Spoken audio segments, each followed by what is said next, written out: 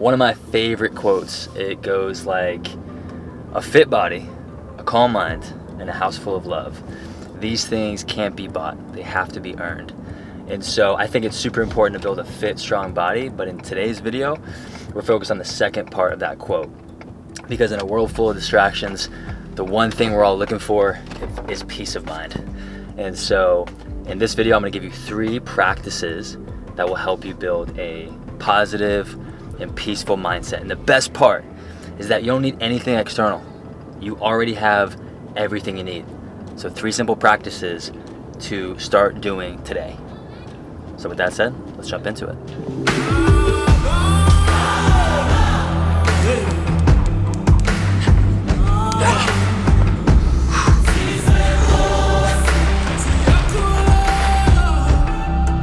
I've always been passionate about the mindset and emotional health, mental health, and developing a positive mindset, because I think back to my college baseball days.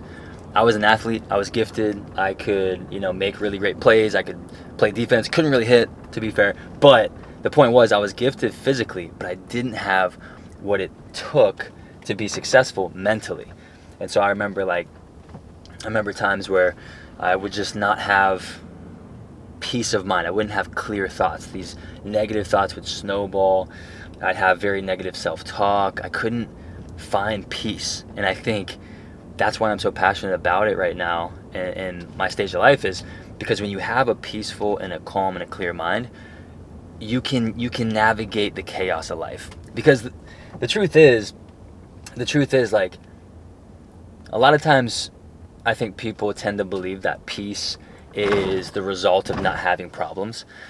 But dude, I don't think that's the case. I think, even with problems you can find peace. And so, the goal is maybe to not have less problems, but the goal is to develop a mindset that you can approach the chaos and the problems and the issues of life with a certain calmness, a certain peace.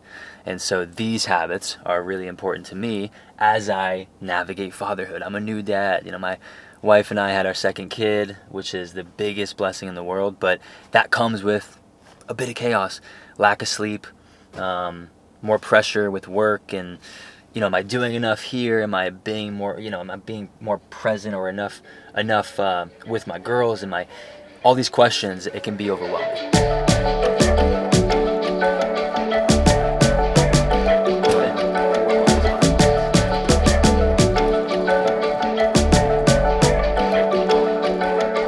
I think it's no surprise that the world is crazy loud.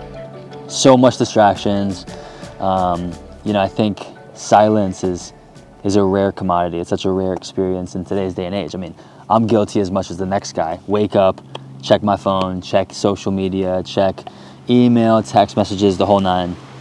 But silence is the first practice to cultivate a peaceful and calm, clear mind. So I like to do it. I feel my best when I wake up and I spend that first 15-20 minutes in just pure silence, not checking my phone, not checking the emails. And what that does is it allows me to just breathe. So meditation, breathing in, breathing out, starting with gratitude, breathing fully, and then be still. So whether it's an emotion that needs to arise or if it's a thought that comes up, silence is super important for clarity, because the world wants to just take you from distraction to distraction. It can be tough to break away and just be silent. But what I've found is that when I'm practicing silence consistently in the morning and then in pockets throughout the day, I'm way more productive. But I think what you'll find is once you practice it for a little bit, you'll start to eventually really enjoy the benefits of being silent, and you'll practice more. So number 1 is be silent for a calm and peaceful mind.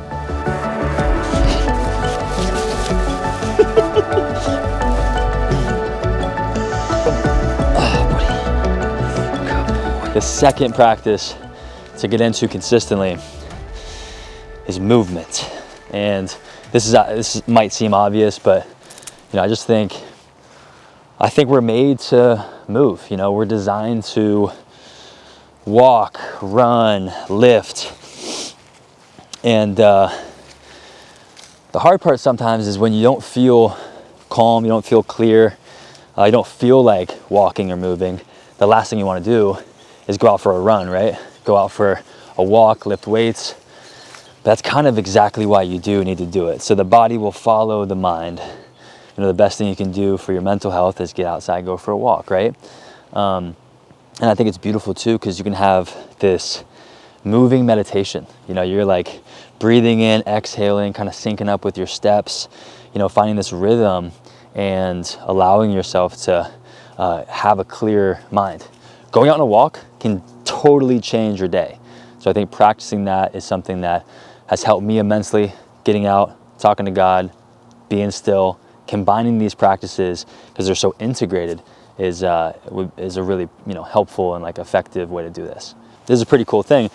Like silence, the first practice that's like almost like the inhale, right?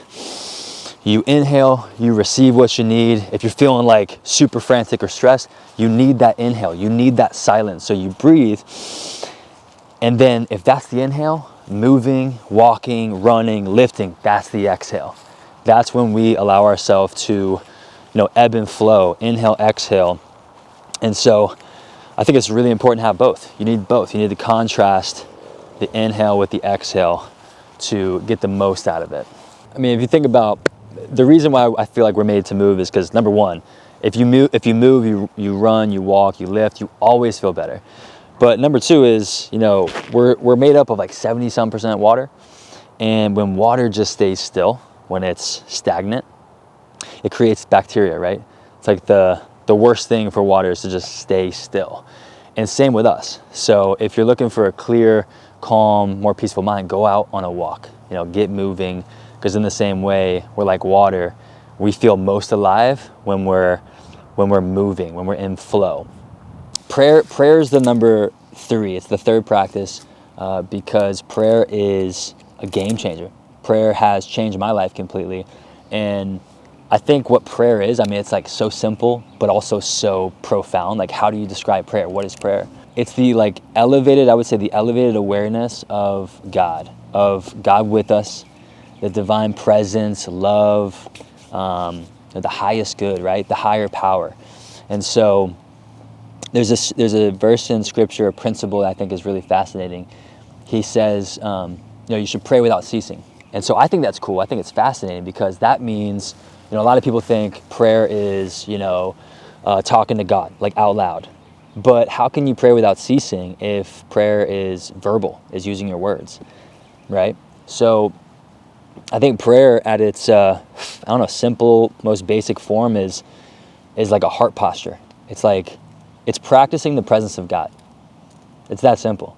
That's transformative if you think about it. When you start to feel God's presence and then, you know, look for God, see God in other people and situations and things, it really does change your life. It changes the way you see things. I think prayer is a beautiful thing because it allows you to be yourself, be real, but connect with God. So here's what I'll say too with prayer. I used to want to say all the right things when I'm actually talking to God and praying and asking for things or saying thank you. But what I found, what I think I've realized, I could be wrong, but God wants us to be exactly who we are. Like, I think expressing yourself genuinely, if you have fears, if you're stressed, you know, if you want to scream at God, like, trust me, I think God can handle it, right? So being true and being real in the moment is the best thing you can possibly do. Because then, right, prayer is not about changing God's mind or perspective, but it's about changing the way we see things and changing our minds, our hearts. So my best advice when you're praying, you don't need to use words, number one. You can just be still, breathe, and just be with God. But number two is just be real. The only time to experience God is right here, right now. And the only way you can experience God is exactly as you are in the present moment.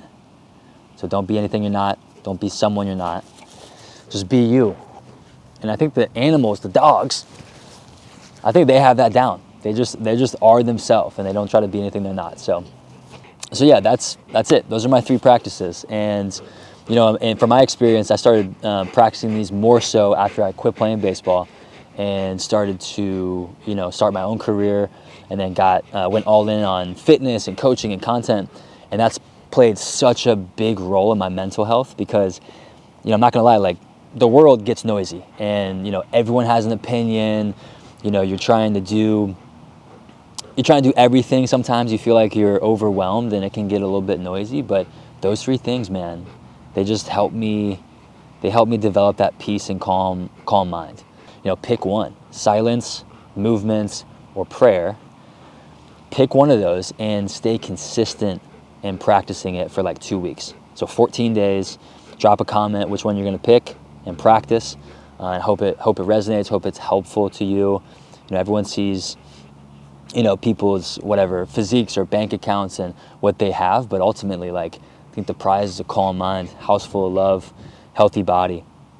So hope you enjoyed it. Thanks for watching. Thanks for being here. Really appreciate you guys, and all the stuff we're about to get into this year. It's going to be exciting. So if you like this video, smash that like button. If you aren't subscribed, subscribe. That is something that's going to help us and me out in a massive way. And with that said, keep becoming more you. Love you. Peace.